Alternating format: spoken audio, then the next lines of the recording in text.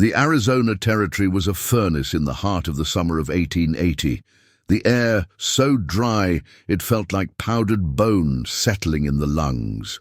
William H. Bonney, known to the law as Billy the Kid, and his small band of riders were pushing hard through the desolate Badlands, seeking refuge and respite in the shadow of the Dragoon Mountains. Their horses, weary and caked in alkaline dust, labored up a rise, their hooves kicking up clouds of fine, reddish silt that tasted like iron and regret. The relentless sun beat down, turning the metal of their rifles into scorching brands. They crested the ridge, and Billy reined in his paint pony, his eyes, usually quick with a hint of reckless humor, now narrowed and cold. Below them, nestled in a small valley, should have been the thriving Oak Haven Ranch, a beacon of green life nurtured by a rare, precious spring. Instead, they saw only ruin. The house was a charred, skeletal ruin, the stone chimney standing like a monument to disaster. The corrals were broken, the earth scorched, and the sharp scent of old fire and death hung heavy in the stillness. "Looks like the vultures got here first, Billy," Tom O'Folliard muttered, spitting a curse into the dust. "No survivors by the look of it." Billy shook his head, his gaze sweeping the wreckage. The destruction was too precise, too malicious for a wildfire or a raiding party. This was the work of men, organized and brutal. They rode down slowly, their spurs jingling a solemn, reluctant rhythm. The air grew heavier, thick with the silence that only follows absolute violence. They found her by the spring, huddled beneath the scant protection of a lone, resilient cottonwood tree. It was Clara, the ranch owner's wife, known across the territory for her kindness and the tireless labor she poured into Oak Haven. She was wrapped in a frayed, dusty blanket, her face smudged with soot and grief, her eyes wide and staring, yet retaining a core of burning, incandescent rage. Billy dismounted, allowing his Colt .45 to rest easy in its holster. He approached her cautiously, his spurs whispering across the scorched earth.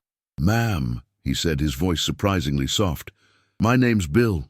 We ain't the trouble. We're just passing through. What happened here? Who did this?" Clara looked up at the notorious young man. She knew the face from the wanted posters, but she saw only a potential instrument of vengeance.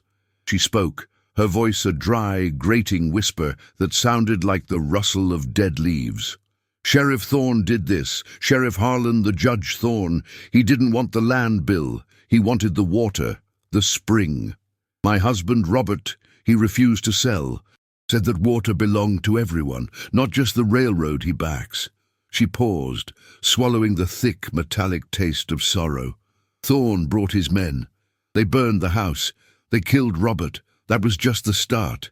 They tied Robert to the porch post while the house burned. And then—" Her voice broke, the memory too raw, too dark to utter easily. "They desecrated his grave a month later, dug him up, stole the wedding ring from his hand and left his body for the wolves. Thorne called it touching hell. He said he wanted Robert to know there was no rest, not even in the ground." Billy's youthful features hardened, the last vestiges of boyish charm replaced by a deadly cold fury. He remembered the Oak Haven family. They had given him and his men shelter and food one desperate winter. They were honest folk, the kind the frontier needed. This wasn't just murder, it was an act of profane cruelty that violated the unwritten sacred code of the West.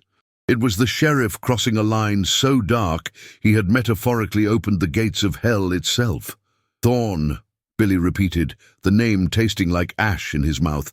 "Harlan Thorne. They call him the Judge.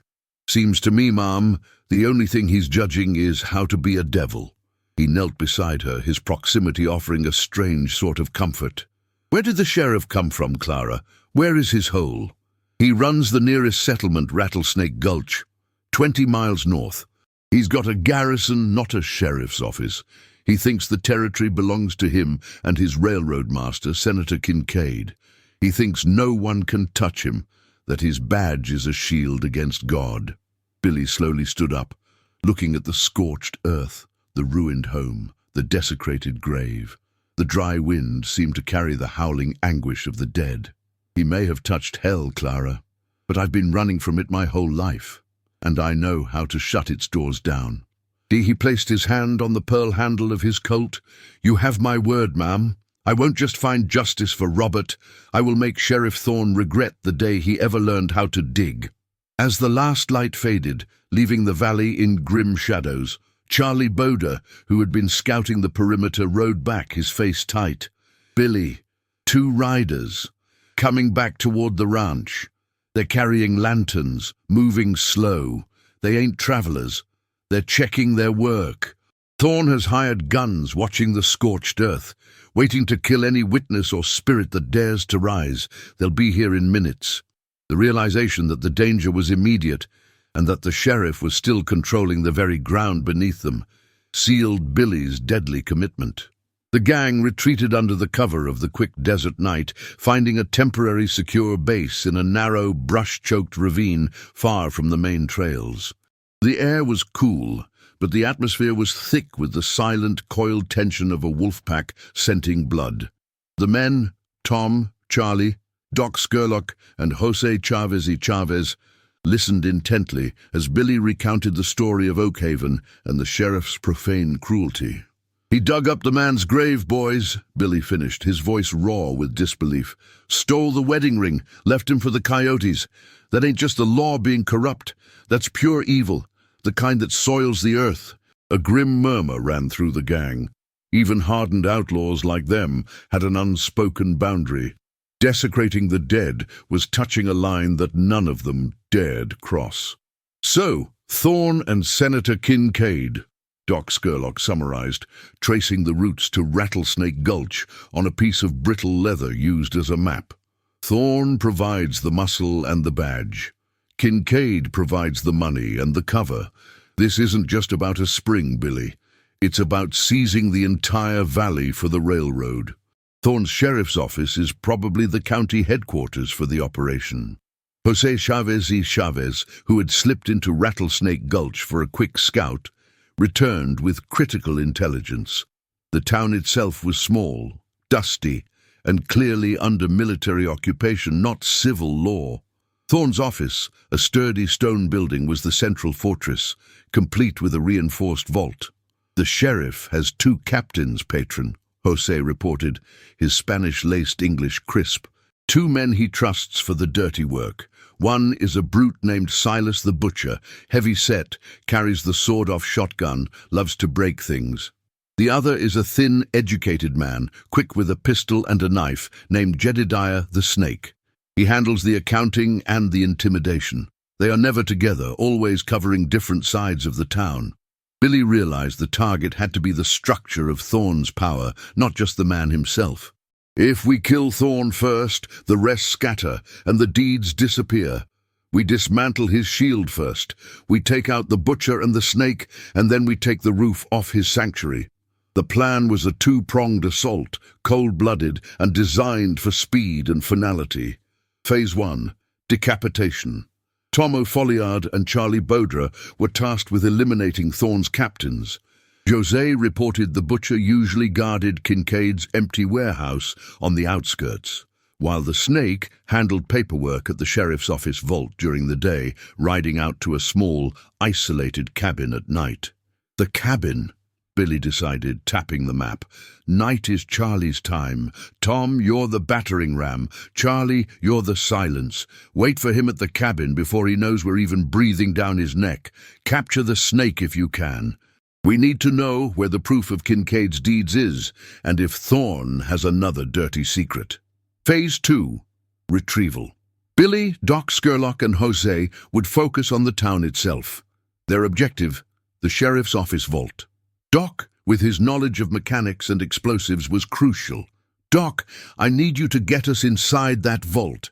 If Kincaid's land deeds are there, we secure them, and any evidence of Thorne's past cruelties. It's a tough safe, Billy, Doc warned, checking his satchel of crude tools. But nothing is tougher than a good nitro charge, placed just right. Then place it right, Doc.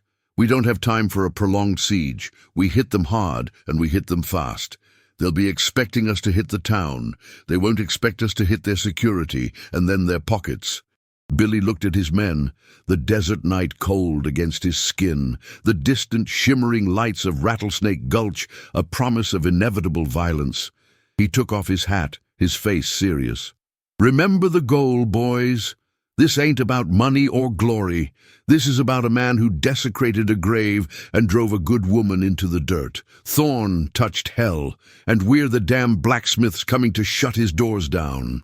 The first confrontation was set in the absolute isolation of the arid foothills, miles from the watchful eyes of Rattlesnake Gulch. The air was dry, and the moon was shrouded, casting the land in a thick, oppressive blackness.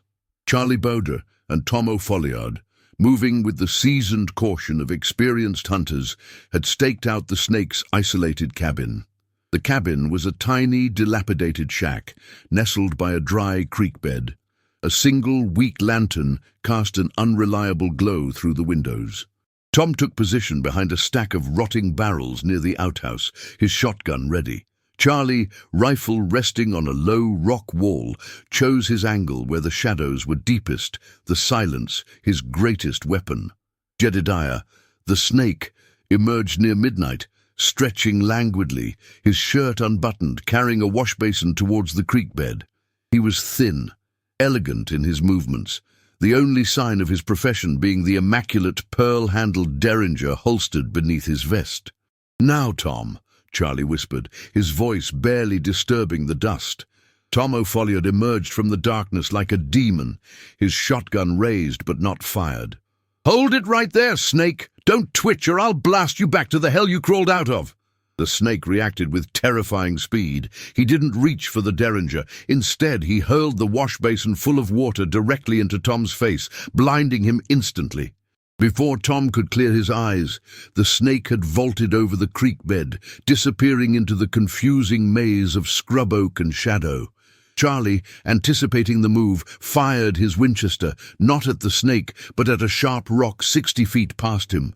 The bullet ricocheted with a whining, deadly screech, narrowly missing the snake's head. The sound, amplified by the night silence, stopped the mercenary dead in his tracks, reminding him that he was dealing with a master marksman.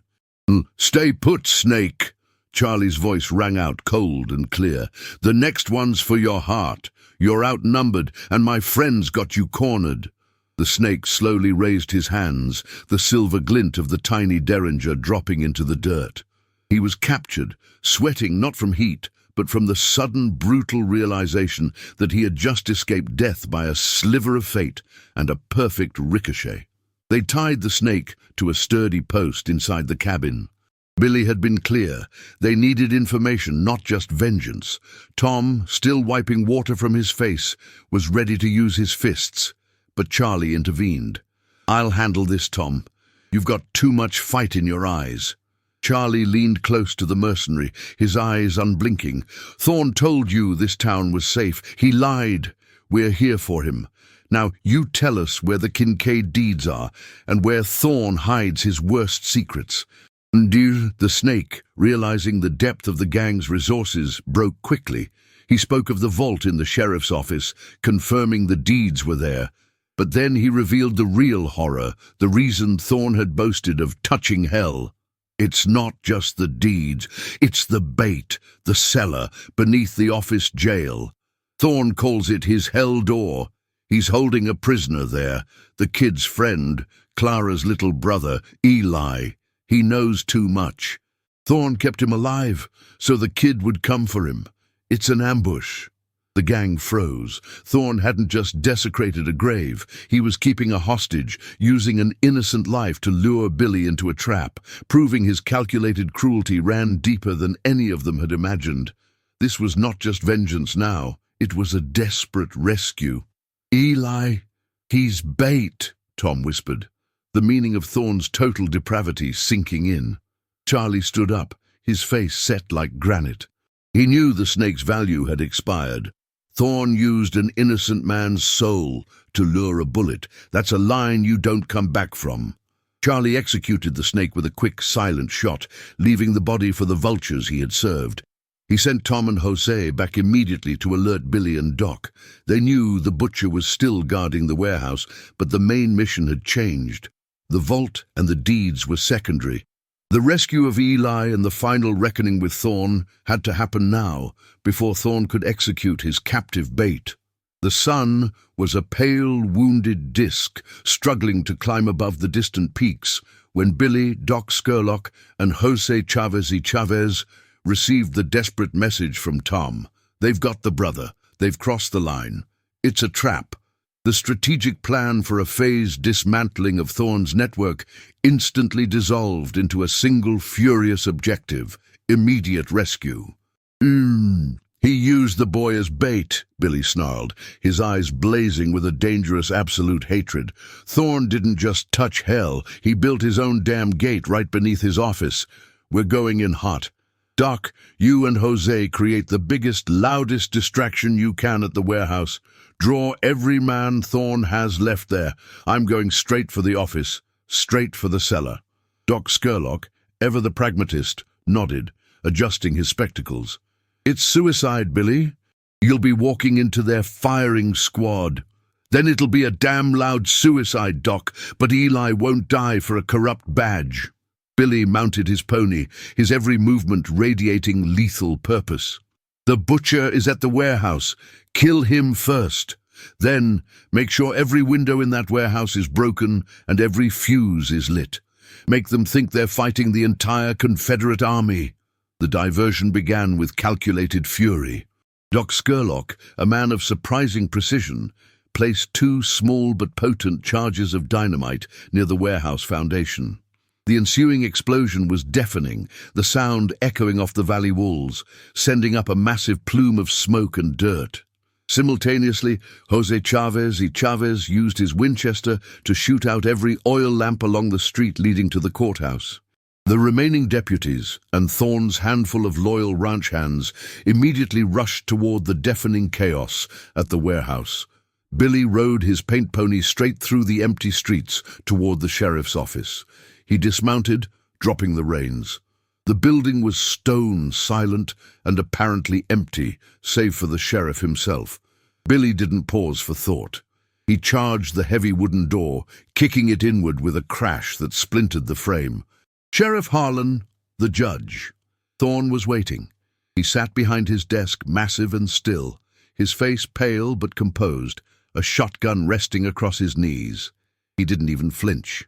"I knew you'd come, Bonnie," Thorn said, his voice slow and heavy.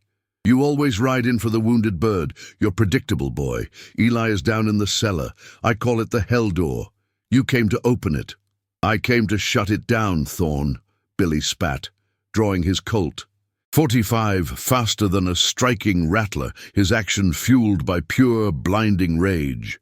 He didn't aim for the chest, which was protected by the desk, but for the sheriff's hand holding the shotgun. The shot cracked, loud and deadly in the confined stone room. Thorn roared, his shotgun falling to the floor, his hand instantly useless and bloodied. "Where is the door, Thorn? Where did you hide the boy?" Billy demanded, leveling the Colt directly at the sheriff's face. Thorn, his composure shattered by the sudden pain and the cold, unyielding fury in Billy's eyes, pointed a shaking finger at a heavy rug near the far wall. "Under the rug! You'll never open it! It's chained!" Billy kicked the rug away, revealing a heavy iron trapdoor secured by a massive rusty chain and padlock. He spared no time. Taking aim, he fired his remaining bullets with rapid precision, shattering the padlock and the chain links, the sharp sounds of metal destruction echoing the promise of salvation. He yanked the trapdoor open, a gust of stale, cold air wafted up from the darkness. "Eli, it's Billy. You're free, son." A thin, terrified young man, Clara's brother, stumbled out of the darkness and into the dim light of the office, his eyes wide with disbelief. Thorn, desperate and whimpering, reached for a hidden derringer in his vest. "You can't do this, Bonnie. I'm the law." Billy didn't even look at the weapon. He turned and fired a final, deliberate shot. Not a quick kill, but a shot aimed to incapacitate, to inflict the same kind of physical ruin Thorn had inflicted on the town's spirit. Thorne screamed, collapsing over his desk, his blood mixing with the dust and spilled ink. You stopped being the law when you touched hell, Thorne," Billy stated, his voice now calm, drained of the immediate fury. "You built your own grave right beneath your feet." Billy guided Eli out of the office, the boy blinking in the harsh light. The fight at the warehouse was ending. Doc and Jose had scattered the remaining deputies. As they exited the office, they heard the sharp, unmistakable sound of a federal marshal's bugle horn riding hard into the distance, signaling the arrival of real authority, drawn by the smoke and the fury of the gunfight. The reckoning was complete, but the time for escape was now desperately short. The sun was fully up, harsh and unforgiving, illuminating the wreckage of Rattlesnake Gulch. The sheriff's office door hung askew. The warehouse was smoking, and the sheriff himself was bleeding but alive, lying broken across his desk. A final, humiliating judgment delivered by the young man he had dismissed as a wandering outlaw. Billy, Doc, Tom, Charlie, and Jose regrouped quickly outside the town limits, securing Eli and the few valuables they had taken from the vault, mostly gold meant for Kincaid's payroll, which Billy intended to use for Clara and the homesteaders. "The marshal will be here within the hour, Billy," Doc Scurlock confirmed, looking through his field glasses at the plume of dust approaching the town. "They'll find Thorne alive, broken, and they'll find the evidence of his crimes at the vault. Eli is the living testimony." They were spotted by Clara, who had followed the smoke and the gunfire, riding hard back toward the valley. She rushed to her brother, Eli, pulling him into a tearful, desperate embrace. The scene was one of profound, exhausted relief, contrasting sharply with the violence that had just passed. Billy watched them, his expression complex, a mixture of fatigue, satisfaction, and the knowledge that his life as an outlaw could never allow him that kind of peace. Clara approached him, her face alight with gratitude that transcended mere words. "You kept your word, Bill. You brought him back. You did what the law never could." She reached for his hand, clutching it tightly. "You're not a devil, Bill. You're an angel with a quick gun." "No, ma'am," Billy said, gently pulling his hand away, the touch of simple kindness feeling foreign and unsettling on his calloused skin. "I'm just a man who hates bullies. The deeds are safe. The gold is for the homesteaders whose land Kincaid stole. You and Eli ride south to the mission. Don't look back." He looked toward the approaching dust cloud of the federal marshal. He had brought justice, but he could not stay for the reward or the redemption. His path lay in the shadows. "Let's ride, boys," Billy commanded, his voice low. "The stage is set. The curtain is down. It's time for the legend to disappear." They rode west, not following any trail, but simply cutting a path directly into the heart of the Badlands, where the terrain was too rough and the heat too intense for any marshal or lawman to pursue effectively. The aftermath in Rattlesnake Gulch was swift. The marshal found Sheriff Thorne broken, lying in his own blood and ruin, muttering deliriously about the devil who shut the hell door. Eli and Clara gave their testimony. The evidence from Thorne's vault was secured, and Kincaid's railroad scheme was halted. Justice, rough and unexpected, had finally arrived. Sheriff Harlan Thorne, forever marked by Billy's vengeance, was tried and sentenced.